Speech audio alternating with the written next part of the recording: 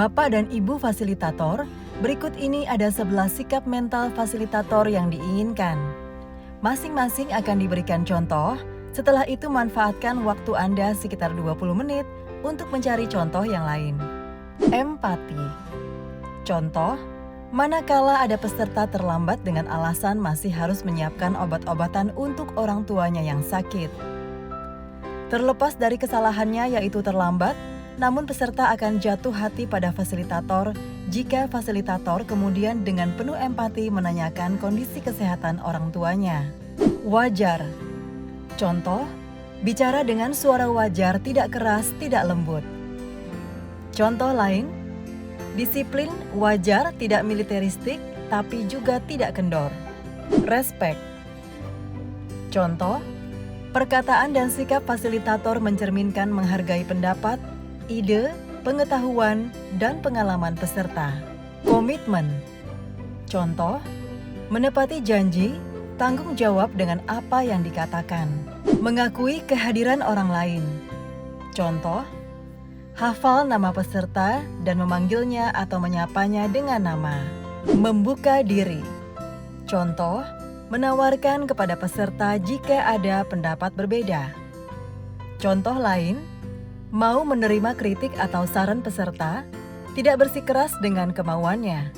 Tidak menggurui. Contoh, menggunakan kata-kata yang bersifat instruktif seperti yang biasa diterapkan guru kepada muridnya. Tidak menjadi ahli. Contoh, menggunakan kata-kata yang tidak mengesankan bahwa fasilitator paling tahu, sedangkan peserta adalah sebaliknya, sehingga terkesan sombong, yang sebenarnya akan menjadi bumerang bagi dirinya. Tidak memutus bicara. Contoh, beri waktu cukup bagi peserta bicara menyampaikan pendapat, tidak memutusnya. Namun jika pembicaraan terlalu lama, dapat diputus dengan diawali permintaan maaf. Tidak berdebat. Contoh, jika Anda sudah terbiasa menerima pendapat peserta dengan bijak, maka berdebat dengan peserta bisa dihindari. Tidak diskriminatif.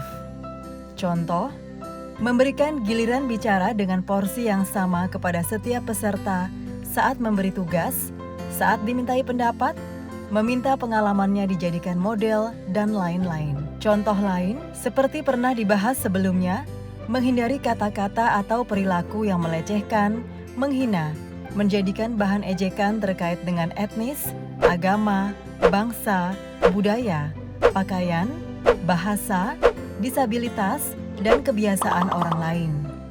Bapak dan Ibu fasilitator, dengan contoh-contoh yang diberikan, diharapkan Bapak Ibu bisa mencari contoh lainnya terkait dengan 11 sikap fasilitator yang dikehendaki bagi pembelajar dewasa.